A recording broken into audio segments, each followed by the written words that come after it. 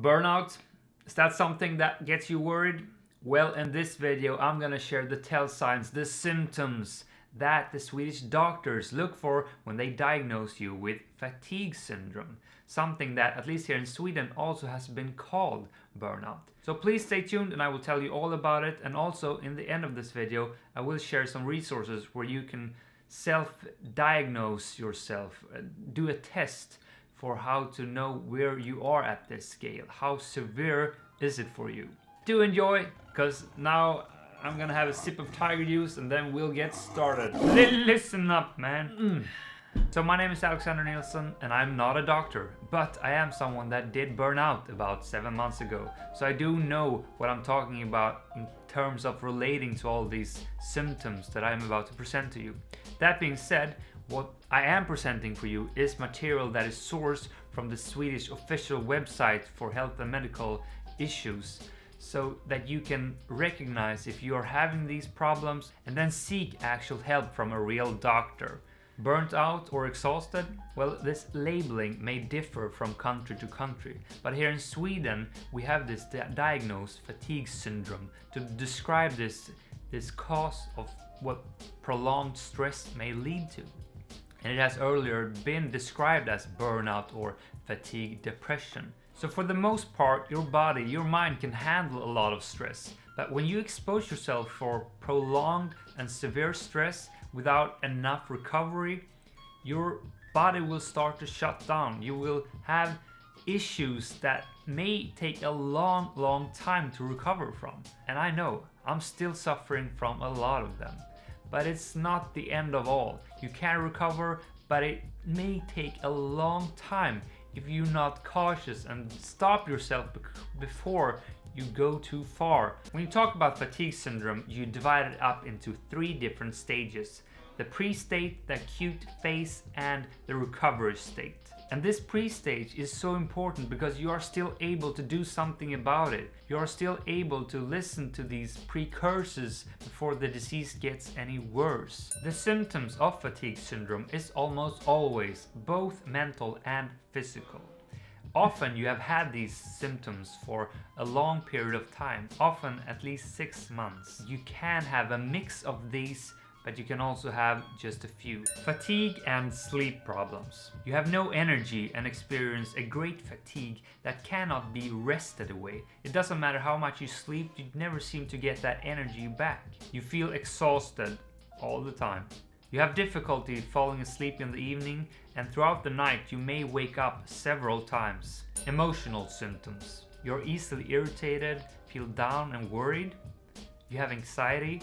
Basically, you're just an emotional wreck. I remember I was listening to a stand-up routine in the kitchen, and as soon as the guy mentioned his dog, I just started crying like nothing else. Mindful symptoms. You forget things and have a hard time concentrating. Teflon memory. I actually forgot how to lock my door, and when people talk, often I just see their mouth moving. I can't pick up on what they're saying. You have problems executing and planning. Physical symptoms such as palpitation, dizziness, and ache and pain in your body. I actually fainted my last workday. It just, my body is... I was in such a stressed state that the body shut down. And this is actually a survival thing. Play dead. You're very sensitive to sound. I remember I couldn't even have dinner with my family because when the knife and fork hit the plate, it cut through my ears. And I also remember how my tinnitus just got super intense. You can get various types of stomach and intestinal discomfort. You're often sensitive to all kinds of stress, even things that didn't previously make you spin off.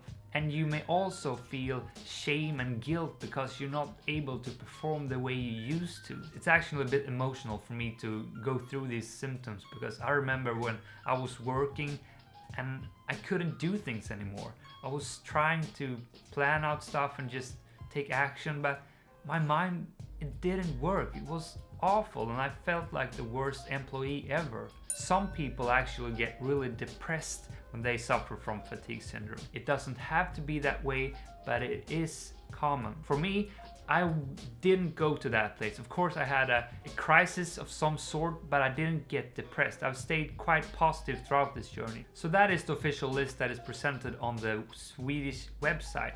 But to that, I can also add that your senses overall can be very impacted. For instance, my ability to smell stuff has almost completely disappeared. Also, I get such a headache when I strain my mind, when I think, when I have to calculate something or just have a conversation where I have to think. Instantly, I get this headache just start to pound in the back of my head, and it's so annoying. I had problems orienting myself.